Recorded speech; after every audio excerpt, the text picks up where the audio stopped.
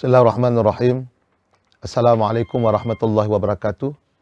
Saudara yang dimuliakan Allah SWT, ada sebuah pertanyaan, haruskah kita berniat setiap malam di bulan Ramadan? Secara hukum fikih, dalam mazhab Imam Syafi'i radhiyallahu an, kita tetap wajib berniat setiap malam di bulan Ramadan. Maka barang siapa yang tidak berniat, tidak sahlah puasanya. Kecuali kita bertaklid kepada mazhab Imam Maliki radhiyallahu an, yaitu Imam Syafi'i membolehkan kita berniat malam pertama itu untuk sebulan penuh. Dengan fungsinya, niat tersebut antisipasi manakala malam-malam seterusnya ada yang terlupakan berniat. Maka dalam mazhab Imam Syafi'i radhiyallahu an, niat yang kita niatkan pada malam pertama dengan redaksi niatnya, nawaitu shauma syahri kullihi hadhihi sanati lillahi ta'ala. Sengaja aku berpuasa sebulan penuh dalam tahun ini karena Allah Ta'ala. Manakala ada yang terlupakan niat pada malam-malam selanjutnya, maka puasa kita diperhitungkan sah.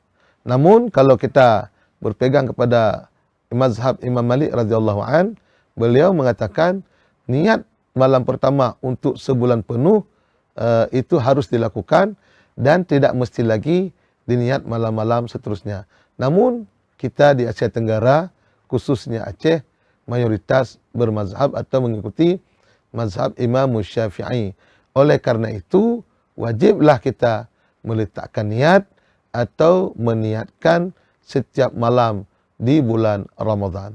Semoga jawaban ini bermanfaat bagi kita semua dan jadikanlah momentum bulan Ramadan ini bulan untuk mentaqarrubkan diri pada Allah, menggapai ridha Allah, dan menjadikan diri kita ini hamba-hamba yang bertakwa kepada Allah. Ya ayyuhalladzina amanu kutiba alaikumusiyam kama kutiba alal ladzina min qablikum la'allakum tattaqun. Wahai orang-orang beriman, diwajibkan ke atasmu berpuasa seperti telah diwajibkan kepada umat sebelum kamu, semoga kamu menjadi orang-orang bertakwa. Saudara yang dimuliakan Allah, demikian, lebih kurang minta maaf. Hadanallahu yakum ajma'in. Wallahu muwaffiq ila aqwamit thariq. Assalamualaikum warahmatullahi wabarakatuh.